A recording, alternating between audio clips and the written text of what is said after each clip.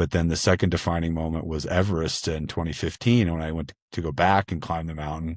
There was an earthquake, and a 3 mile long ridge line collapsed above the base camp and came down, and a sonic blast of air blasted across the camp and killed 20 people. And Oh, no. when I came home from that experience and hugged my family, my mom and dad, they both were like, we're so glad you're safe, but like, what are you going to do with this? And I was like, huh? Like, yeah, what are you going to do with this opportunity? You get to live. And that sort of changed my spin on ever having a bad day ever again. Most people think Everest is a physical challenge. It's not. It's a decision-making problem, made while you're exhausted, oxygen-deprived, cold, and emotionally exposed. Today's guest has stood on the top of the world 4 times. He's coached elite performers to the edge of their limits. And he'll tell you this: most people don't fail because they're weak. They fail because they weren't mentally ready for who they'd become under pressure. This is what it means to be Everest ready.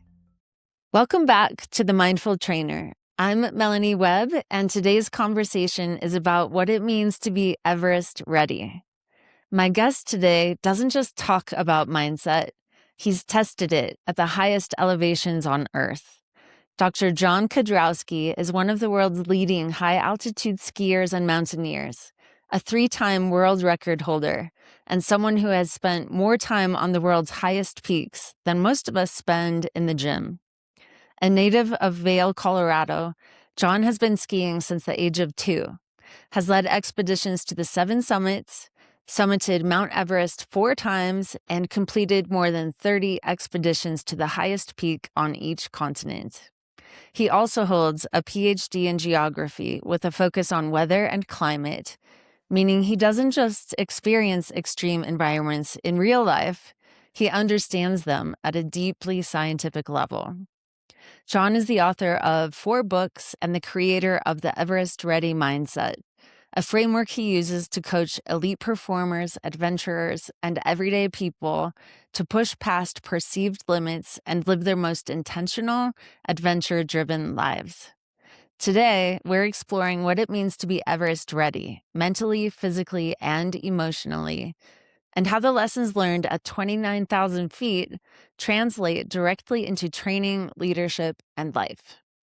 Dr. Jon Kedrowski, welcome to The Mindful Trainer. I'm so excited to have you on the podcast today. Nice to meet you, Melanie, and excited to delve into the Everest Ready Mindset and to explore the world. I am too. This is going to be fun. And I just have to tell everyone, I think you put this Everest Ready Mindset to work already. Like, I think I have seen it demonstrated because we were actually introduced 4 days ago, I think. You're getting ready to leave the country. Yeah. You have a big South America, Aconcagua trip coming up, and here you are on the podcast. Yeah, I'm excited to go down. Argentina is one of my favorite places to visit. It's summer down there. I'm mainly vegetarian, but I still sneak a little steak here and there down there. It's really good. The food's incredible, the culture, and we get to take people to the highest mountain in South America called Aconcagua. And so it's just, I'm really excited to get down there. We've been leading trips down there about 5 or 6 years in a row now since COVID. And every year we have great client groups and usually reach the summit. So yeah, I'm excited to head down there. But before I do, let's chat more about being Everest ready for any trip. Thank you for making the time. Yeah. I really appreciate it. And I'm excited for your trip. What a cool life you have. I wish I could just put myself in your suitcase and hop on down to Aconcagua as well. Maybe But next year you should climb it with us. Deal. Yeah. I don't have to think about it. I'm Everest ready after this podcast. All right, cool. Well, tell us, like, what is the Everest Ready Mindset? Well, it's the desire to seek out hard things and to flip the switch on societal norms, right? So a good example of this is like after I come home from a big trip that could be challenging, exhausting, all those things, somebody will literally tell me that. They'll be like, aren't you tired? And I think that the common sort of thing to fall back into for all of us humans is to be like, well, yeah, I'm exhausted. I need my sleep. And I'm usually like up the next morning, skinning up the mountain at Vail and like getting another workout in like immediately after like sitting on a plane for 18 hours. I'm not tired. It's just like taking everyday things, even like in life, like what if you took a task that you hated doing? Can you think of something that you generally don't like to do that's just kind of like an adulting thing? I can think of it. Yeah. Yeah. Do you have one? I do. Okay. Do you want to share what that is? Going to the post office. I really Okay. dread it. All right. Yeah. Like why? Maybe because you have to wait in line to get a package, maybe. And then it takes a lot of time. And then like maybe, yeah, everyone hates to wait in line at the post office. Well, what if you like stood there in line and you were like all excited about it? You're like, man, I can't wait to get my package. And like, hey, how are you doing? And like greeted people, and people would probably think you're crazy. But at the same time, that having that like really positive attitude might do a few things. Like it might help you with when you talk to the clerk, they're going to be probably happier. Might somebody walking out the door, your attitude might be contagious and might change their day. So like there's just a couple little things about that. And so what I do with the mountain training with clients is to teach them how to approach things that are really hard and scary and flip the switch on that being hard. And so case in point is like in the ice fall, the Khumbu ice fall, like you show photos of these big crevasses on Everest and these ladders, and everybody that I know usually shakes their head. They're like, oh, the heck no, I'm not crossing that ladder. Well, what if you taught that person in some way and had a method of teaching to like not fear those things, but to like embrace loving doing them? And that's exactly what happened with one of my clients on Everest is that it turned out to be his favorite thing is like going across the ladders at 2 a.m. in the ice fall. And he was like hooting and hollering and cheering and excited for the journey through the ice fall. And a lot of people that had just rolled out of bed and were like tired because it's the middle of the night were just like shaking their head at him as he like had this like beaming, joy on his face and was always excited about it in the ice fall. And that kind of attitude is contagious, I think, in life.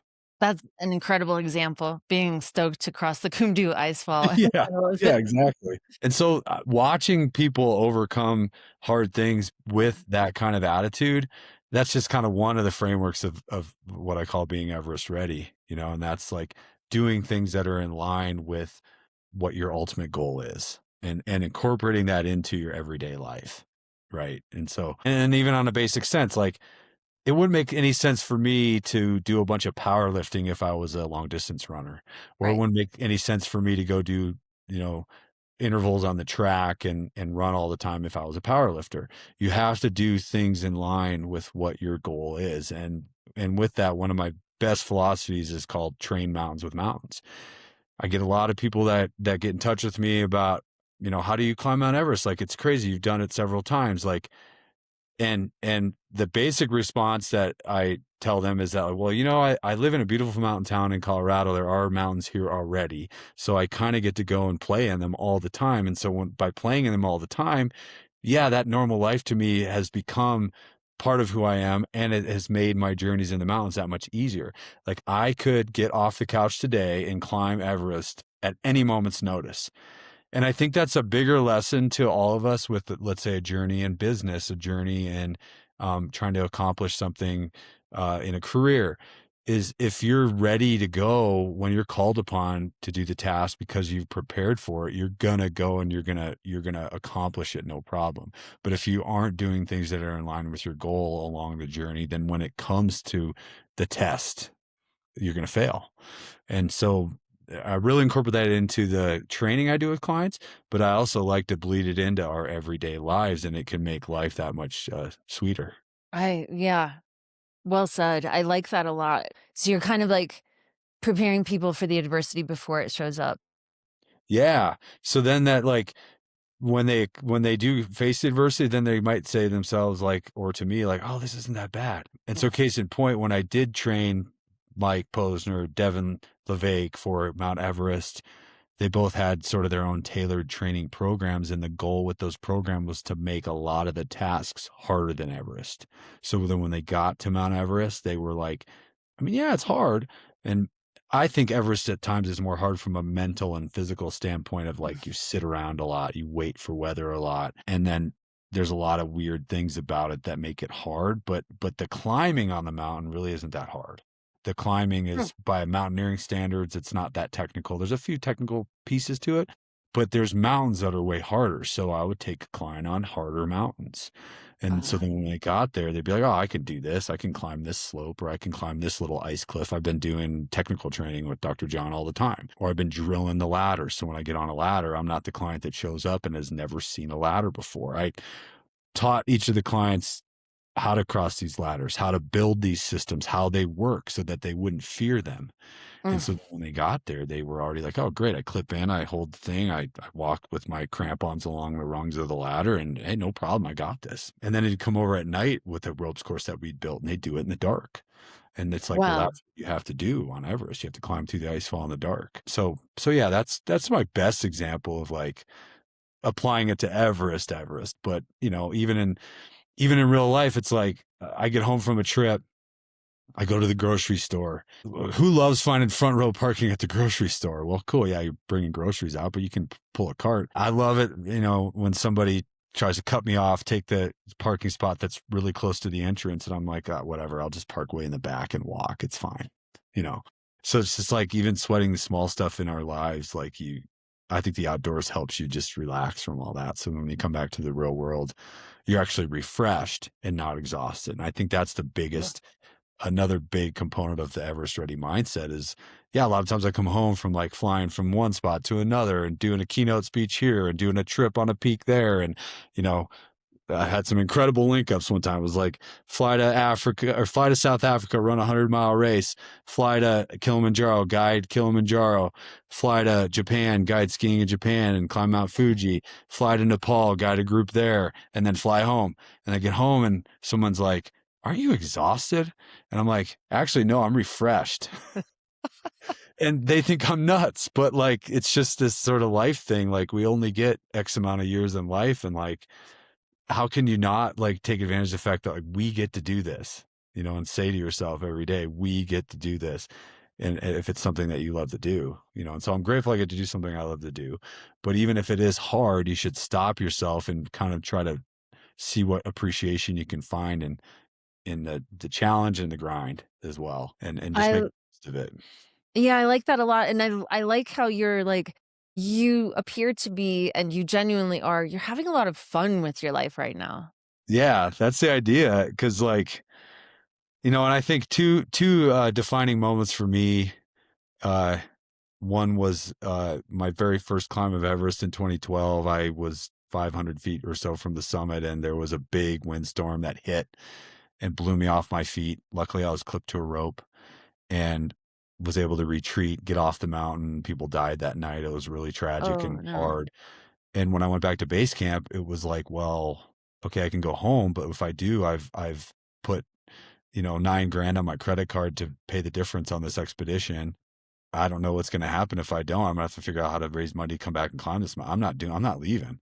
And then there's a weather window. So I skip 2 camps and go back up and make it to the top. And then that pushed me further into wanting to coach and guide. But then the second defining moment was Everest in 2015. When I went to go back and climb the mountain, there was an earthquake and a 3-mile long ridge line collapsed above the base camp and came down in a sonic blast of air, blasted across the camp and killed 20 people. And Oh no. when I came home from that experience and hugged my family, my mom and dad, they both were like, we're so glad you're safe, but like, what are you going to do with this? And I was like, huh? Like, yeah, what are you going to do with this opportunity? You get to live. And that sort of changed my spin on ever having a bad day ever again. And that has then led me to, wanting to take advantage of every living moment we have. Had a few friends pass away, both in the climbing world and in real life. Like a dear friend of mine, a mentor of mine, passed away 2 years ago from pancreatic cancer. And we used to ski together a lot. And as he got weaker and weaker and was able to do less and less with me skiing, one time I had to drive him home and he was like, looked me in the eye and said, hey, this cancer might beat me, but you have to do as much as you can for as long as you can. And I think that resonated too.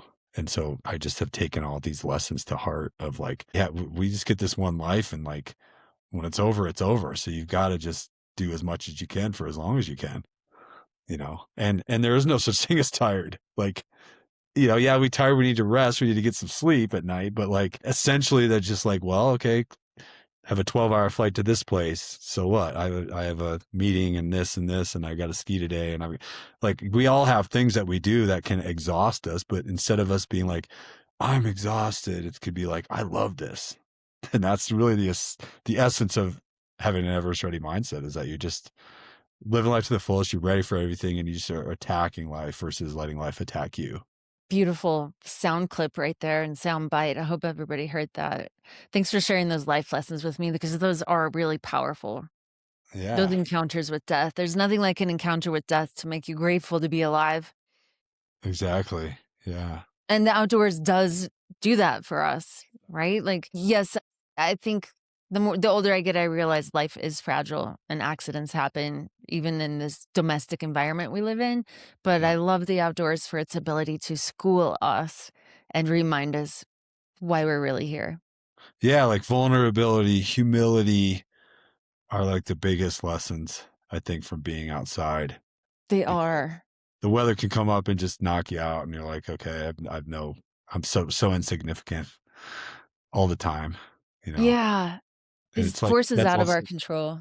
yeah, and that's also why like I've failed on Everest. It's like, well, I've summited enough, but I've failed 3 times too. So like failure, you learn more from failing than you do from succeeding, and it's out of your control. And if you accept that, you come back stronger the next time too.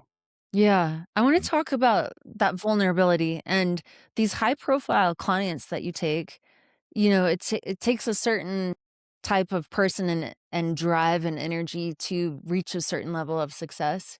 In my experience working with high performing clients, sometimes it's not safe for them to be vulnerable. Sometimes they lose patience with a new exercise. They don't want to be in a beginner's mind because they've mastered life as it is and they need to maintain a sense of control over that. So I'm curious how you approach that when you're on a mountain like this. I mean, there's clearly no choice. There's no weather window to go for the summit. Right. You have to sit there, but like what kind of conversations are you guys having up there in those moments? We talk a lot about food You do? and relationships, and yeah, and then like summiting and strategy, and the neat thing about kind of what you mentioned there is like a lot of my clients, yeah, they've mastered something that's different than what I've mastered too. So I've taken a lot from that, like mainly like entrepreneurship and Ugh. like business sense and business strategy and a lot of stuff that I didn't learn in school, you know? And you learn so much from these people that have been super successful on the financial side. And, uh, and that's been cool to share, especially with the clients that have really become my friends, because there's a reason why, Mike Posner, when he came to me and was training, he's such a talented musician and singer songwriter.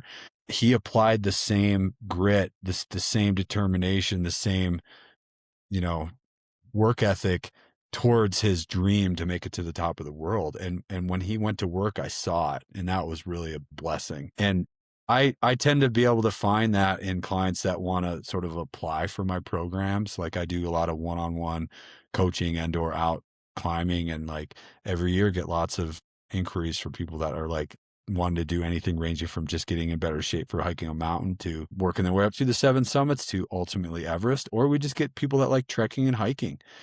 But a lot of them that wanna, like, hire me for the more boutique experiences, I vet them by, like, doing, like, a training clinic and, like, sort of like a mountaineering workshop where they come to Colorado and we get outside together and just get to know each other and talk more about what their goals are. And then you get to see them kinda work in action too and see, learn about who they are, but also, like, what their work ethic could be, and then build a plan for them. And the clients that wanna execute on the plan, they'll get to work right away and they'll start to execute it. But the clients that don't, you don't hear back from them. It's crazy. Some people you don't hear back, but that's sort of like, you know, telling them to prove it basically. Yes, yes. But you do get to see why a lot of people are successful in other parts of their life. It translates into the mountains for sure. Yes, I've seen that when I used to guide as well in Southern Utah, and I see it in the gym. Yeah. the most committed clients are the most successful Mhm. in their lives, and they are busy people. You Yeah, and could attention to detail, and then the neat thing about the outdoors is that I wouldn't say they're escaping something, but it gives them the escape. Like it gives them the, "Okay, well, I did work too many hours this year, and, um, I need the outdoors to heal me, or I need the outdoors to take a break from the madness of that." Some of them may yeah, I got out of shape because I was doing too much with my business, and then, "Oh, I'm out here and I'm struggling. Hey, I need to dial it in." That, it's just an example, but, like, they do if they're really determined. Yeah. Discipline, drive, determination applied across all different spheres of life. Mhm. I want to hear more about these high profile clients like Mike Posner. So, people who don't know, one of his hit songs. He's a musician, like you said. And then Devin Levesque. 2 of my, I hate to play favorites, but, like, because those guys climbed Everest and they were successful, and I was grateful to, like, coach them, work with them, guide them to the summit, build their expedition. They have kind of become the gold standard of what I look for in a client, and that's the work ethic, the commitment, and then on the expedition, the grit and the desire to, like, to persevere through anything that's really hard on an Everest expedition. Getting to work with both of them distinctly different. One guy had never put crampons on in his life and had ever really hardly climbed very many mountains, and one guy had had some experience. So when you have, you know the variety there, you're able to, one person was able to move to Colorado and train with me for like 2 years, and the other one Oh, came and we wow. did some fine tuning of his skills, but he was ready to go. And their experiences on the mountain too are both distinctly different. One, we got lucky with the weather and were able to summit sooner, and the other one we had to sit and wait through storms and take more time in Nepal, and both formulas worked fine. But both those guys, dear friends of mine, because of those experiences where we train before to build trust. So when you're on the mountain, that trust comes out when it gets really hard. And at times, you know, most of the time, very, very good, guide client relationship. Very few times where we had a disagreement or, didn't get along, to be honest. So that's great. And then that leads me to doing more things with them later in a friendship situation. Like Mike and I decided to go and hike the Continental Divide Trail from Canada to Mexico together as friends. We teamed up, he was very strong at, for example, getting us brand partnerships and sponsorships to support our journey and to, um, you know, create content and to inspire people from that side of it. And I was really good at a lot of the planning and logistics and execution aspects. And then we both obviously hiked it all together and put together a good team of friends and family around us to crew us. So it was a really awesome teamwork project that I loved. And Devin, we've stayed friends, and I'll show up at some of his events and run and do stuff with him. And we've hosted some stuff at his farm out on the East Coast before for prospective clients and for people to inspire them to continue to live a healthy, active life. That he's kind of a lifestyle social media guy, kind of character, basically. But both great guys, and again, both experiences I'll take with me for as long as I live. It was really a blessing to work with them. That's incredible. What incredible examples, too, because I think we hear stories of famous people, and sometimes they're not very flattering. And I think a lot of us are exposed to stories of Mount Everest with that non-flattering famous person, I guess, if you've read some of the more famous Mhm. books about that type of thing. So it's really cool to hear about that work ethic Yeah. that they brought to the project. Yeah, and it was fun. Like, I mean, to be honest, what I think Mike and Devin appreciated about me was, like, I don't give anybody hall passes, right? Like when I first met Mike, to be honest, I didn't know who he was. I just went out, worked with him, got to know him. We built a program. Several months later, somebody told me, "Oh, do you realize this is who you're working with?" And I was like, "Yeah, but he's got to work hard. Otherwise, I'm not letting him go to Everest." And he said he appreciated that about me, that I didn't care. I take that back to my basketball days as a player and coaches that I had that didn't care either. Like, "Hey, I don't care who you are and how good, like, if you work hard, you're going to get to play," that kind of thing. And just like discipline and work ethic and that stuff matters versus, fame and getting stuff handed to you.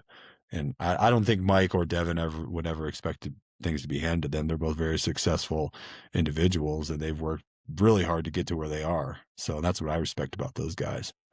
That's awesome. And ultimately, you're talking about a life or death situation too. Mhm. Yeah, and for them to trust me with their lives. Right. And the neat thing I would say about,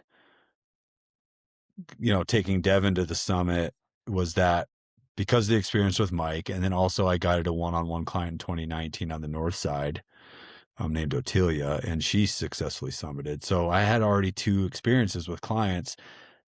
So really, it was like being a veteran on the mountain with Devin and understanding the logistics, understanding my Sherpa staff, understanding how to execute to keep him safe, number one. And keeping him safe will then lead to him summiting. And so that was my approach in 2024. It was never ever letting your guard down about Everest, but to use the knowledge and the experiences of taking others to the summit, of what works and what doesn't, to your advantage. And I really love that model overall. Getting them a couple of Sherpas to climb with them, guiding the climb, leading them, being patient up there, and picking the right summit window, and then trusting the staff too with everything. So it was great. I loved it. What an amazing time. Amazing career you have. Super fun. Yeah, it sounds like it. I could really pick your brain about this topic for hours. We're gonna leave the listeners wanting more. And I'm gonna have to have you back after one of your other expeditions, and maybe we could talk more about a different mountain. But before we go, I have another question for you. For those listeners, those of us who may not be training for Everest, but if we want to be Everest ready in our own life without climbing a mountain, what's the first mindset shift we need to make? I think it's ditching societal norms of like just accepting that things should be the way they are. And kind of what I mean by that is like the standard thought of like, oh, you get to the end of the work week, it's Friday. Oh, okay, well, it was really hard. I'm tired.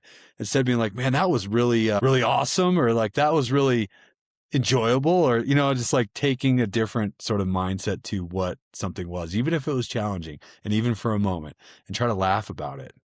I think that's a good characteristic to kind of take on a basic sense. And then it's surrounding yourself with people that are like-minded and creating a community of people that want to have the same values and goals and dreams, so that you can check in with each other, hold each other accountable, and push each other towards doing things. And then you can use those friends to build an exciting life. So it's the beginning of 2026.